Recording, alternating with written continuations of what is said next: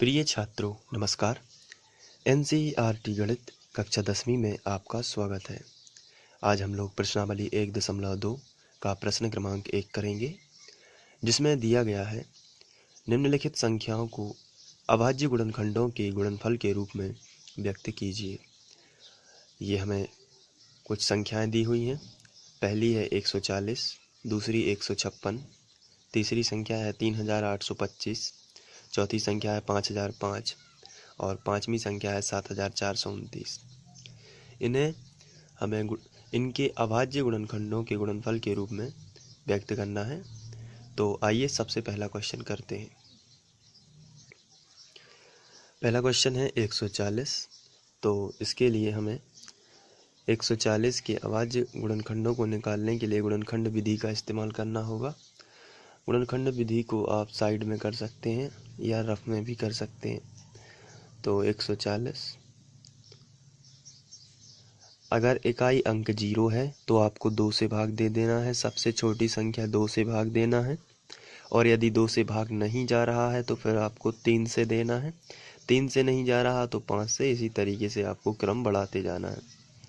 तो यहाँ 0 है तो मैं 2 से भाग दूंगा। 2 सत्ते 14 और 0 ज्यों का त्यों। फिर लास्ट में 0 है इसलिए फिर से 2 से चला जाएगा। तो 2 3 6 बचा 1 हो गए 10। तो यहाँ पर 2 पंचे 10। फिर यहाँ लास्ट में 5 है इसलिए 5 से चला जाएगा। पौने 7 35 और फिर 7 एकम 7। तो 140 के अभाज्य गुणनखंड हमें मिलेंगे। तो हम यहाँ पर लिखेंगे 140 बराबर 2 गुणित 2 गुणित 5 गुणित 7। 2 गुणित 2 गुणित 5 गुणित 7। तो ये 140 के अभाज्य गुणनखंड है। अब आप इसको और अच्छे से लिख सकते हैं। 2 गुणित 2 दो बार है तो आप इसको लिख सकते हो 2 पावर 2 गुणित 5 गुणित 7। तो इस तरीके से आप 140 के अभाज्य गुणनखंड निकाल सकते हैं। नेक्स्ट क्वेश्चन लेते हैं। Next question 156। तो इसके लिए भी हमें पहले जैसा ही करना है। हम गुणनखंड विधि से इसके गुणनखंड निकाल लेंगे। तो यहाँ पर 156 लिख देते हैं, और यहाँ सम संख्या है इसलिए 2 से भाग चला जाएगा। 2 सत्ते 14 बचा 1, 2 अट्ठे 16। फिर से सम संख्या है तो फिर 2 से भाग जाएगा। 2 3 6 बचा 1, 2 इनाम 18। फिर यहाँ 13 3 39 होता है, या पहले आप 3 से भी दे दें। 3 एकम 3, 3 तिरका 9। फिर 13 से 13 का ही जाता है तो 13 एकम 13। तो आप यहाँ पर देख सकते हैं 156 के जो गुणनखंड निकले हैं वो निकले हैं 2 गुणित 2 गुणित 3 गुणित 13। 2 गुणित 2 गुणित 3 गुणित 13। अब यहाँ पर आप इसको 2 पावर 2 भी लिख सकते हैं क्योंकि ये 2 बार लिखा है। गुणित 3 गुणित 13। तो इस तरीके से आप इसके निकाल सकते हैं अभाज्य गुणनखंड। नेक्स्ट क्वेश्चन लेते हैं। इसके बाद 3825। तो इसके हमें अभाज्य गुणनखंड निकालना है सबसे पहले। तो हम यहाँ पर 3825 लिख लेते हैं। इसमें हमें 5 है इकाई अंक, तो आप 5 से और 3 से दोनों से ट्राई कर सकते हैं। पहले मैं 3 से ट्राई करूँगा। 3 एकम 3, 3 दूनी 6 बच जाते हैं 2, 3 7 21। फिर बच जाएगा 1, 3 5 15। फिर यहाँ हम 3 से ट्राई कर लेंगे। 3 चौके 12, 3 दूनी 6, 3 5 15। यहाँ भाग चला जाता है। फिर यहाँ 5 है, अब हम 5 से ट्राई कर लेते हैं। 5 अट्ठे 40 बचा 2, पचम 25। फिर यहाँ से 5 से हम देंगे। 5 एकम 5, पौने 7 35। फिर यहाँ 17 में 17 का ही जाता है। तो यहाँ हमने 3825 के अभाज्य गुणनखंड निकाले हैं। 3 गुणित 3 गुणित 5 गुणित 5 गुणित 17।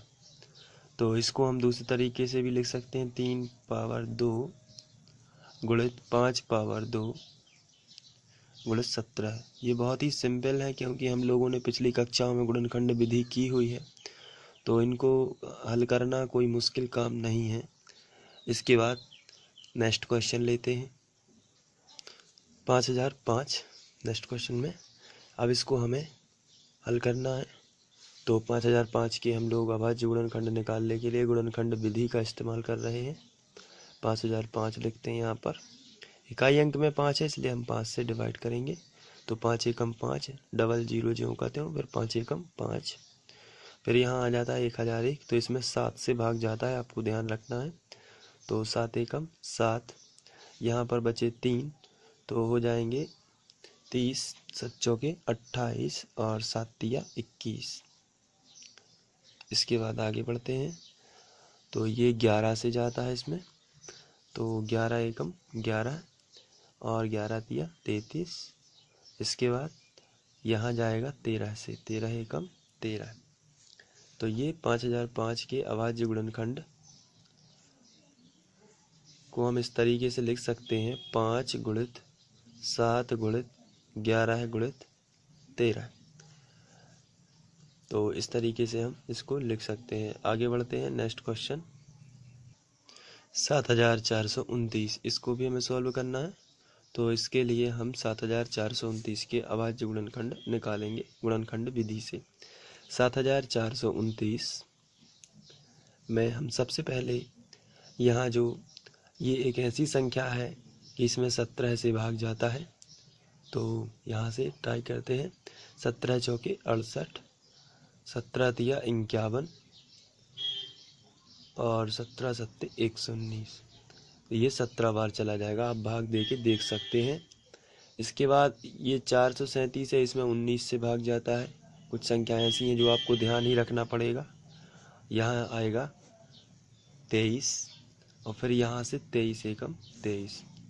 तो इस तरीके से हमें इस संख्या का ध्यान रखना है कि 17, 19, 23 इन तीनों से भाग जाएगा। एग्ज़ाम में अगर ये क्वेश्चन आता है तो आप समय ख़राब ना करते हुए इसको थोड़ा सा ध्यान में रखेंगे कि ये संख्या ऐसी है जिसमें ये तीन संख्याएं जो हैं अलग अलग इससे भाग जाता है। तो 7429 जो है इसके जो गुणनखंड आएंगे वो आएंगे 17 गुणित 19 गुणित 23। इस तरीके से इसके गुणनखंड आ जाएंगे। तो प्रश्नावली 1.2 का प्रश्न क्रमांक 1 यहाँ पर समाप्त होता है। अब हम लोग प्रश्न क्रमांक 2 करेंगे। Thank you.